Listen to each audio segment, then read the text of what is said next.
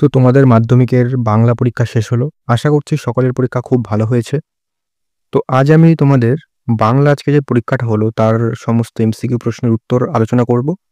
তোমরা তোমাদের প্রশ্নপত্রটি বার করে সঠিক উত্তরগুলি মিলিয়ে নাও। আমি ক্লাসটি বেশি বড় করাচ্ছি না, যেহেতু কালকে তোমাদের আবার পরীক্ষা রয়েছে, তাই আমি তাড়াতাড়ি তোমাদের উত্তরগুলো বলে দিচ্ছি, তোমরা উত্তরগুলো মিলিয়ে নাও। তো দেখো, শুরু করছি। আর ঠিক আছে, আমি পরে বলছি, আগে উত্তরগুলো বলে নিই। দেখো, সবার কিন্তু প্রশ্নের যে দাগগুলো সেগুলো আলাদা আলাদা আছে, তাই তোমরা প্রশ্নগুলো মিলিয়ে নাও। একের এক, তবু লিখছে লুকিয়ে লিখছে, এভাবে লেখার কারণ কি? তার উত্তর হবে অপশন নম্বর গ, যেন নেশায় পেয়েছে। একের দুই, নদের চাঁদের বয়স হলে উত্তর হবে 30 বছর।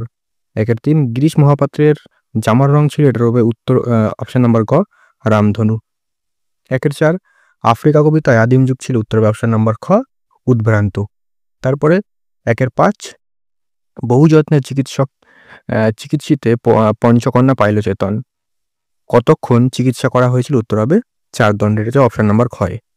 তারপরে রাবণ ইন্দ্রজিৎকে রামচন্দ্রের সঙ্গে যুদ্ধ করার কোন সময় নির্দেশ করেছিলেন? এটা হবে অপশন নম্বর খ, প্রদোষকালে। পরবর্তী প্রশ্ন, একের সাত, বিখ্যাত লেখক শৈলজানন্দের ফাউন্টেন পেনের সংগ্রহ ছিল, উত্তর হবে অপশন নম্বর খ, 2 ডজন। একের আট, প্রাচীন সুমেরিয়ান বা ফিনিশিয়ানদের লেখনী কি ছিল? উত্তর হবে অপশন নম্বর ক, নলখাগড়া। একের নয়, কত সালে কলকাতা বিশ্ববিদ্যালয় পরিভাষা সমিতি নিযুক্ত করেন? উত্তর হবে অপশন নাম্বার খ, 1936 সালে।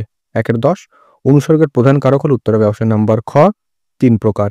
একের 11, বুলবুলিতে ধান খেয়েছে, বুলবুলির সঙ্গে তে যুক্ত হয়ে কি কারক হয়েছে? উত্তর অপশন নাম্বার খ, কর্তৃকারক। একের 12, কোন সমাসে উভয় পদের অর্থ অখণ্ড থাকে? উত্তর অপশন নাম্বার ক, দ্বন্দ্ব সমাসে। একের 13, যে সমাসে পূর্বপদে উপমেয় ও পরপদে উপমান এবং সাধারণ ধর্মটি উজ্জ্বল থাকে তাকে বলে? উত্তর হবে উপমিত কর্মধারায়। একের 14, বাক্যের অর্থবোধের জন্য পরস্পরের সঙ্গে সম্বন্ধ পদগুলি যখন ঠিকঠাক বসে তাকে বলে? উত্তর হবে অপশন নম্বর গ, আসত্তি।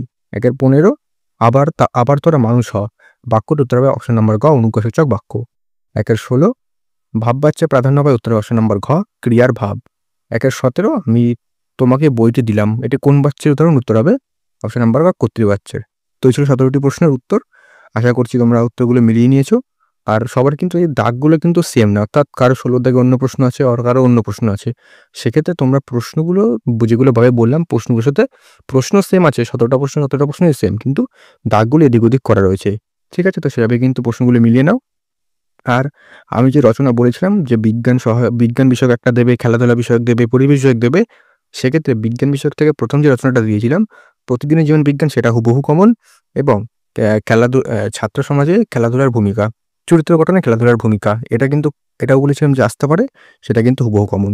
তো আমি যেটা বলেছিলাম সেটাই কিন্তু হয়েছে। আর বাকি বড় প্রশ্নগুলো আমি দেখলাম, সেগুলোও কিন্তু আমার সাজেশন থেকেই এসছে। সেক্ষেত্রে তোমাদের পরবর্তীতে যে সমস্ত পরীক্ষাগুলো রয়েছে সেগুলোর উপর ফোকাস করো। আর বাংলা যাদের পরীক্ষা হয়তো একটু ভালো হয়নি, তারা কিন্তু চিন্তা করার দরকার নেই, পরবর্তী যে পরীক্ষাটা আছে সেই পরীক্ষার দিকে মনোযোগ দাও। তো কালকে তোমাদের পরীক্ষা, অবশ্যই কালকের যে পরীক্ষার যেগুলো আছে সেগুলো কিন্তু রিভিশন দাও, আর ভালো করে কিন্তু পড়াশোনা করো। আর আশা করছি আজকের পরীক্ষা সবার ভালো হয়েছে। আমি ক্লাসটা বেশি বড় করালাম না, আমি যে উত্তরগুলো আরেকবার তোমাদের দেখিয়ে দিই, তোমরা এগুলো উত্তরগুলো মিলিয়ে নাও। ক্লিয়ার?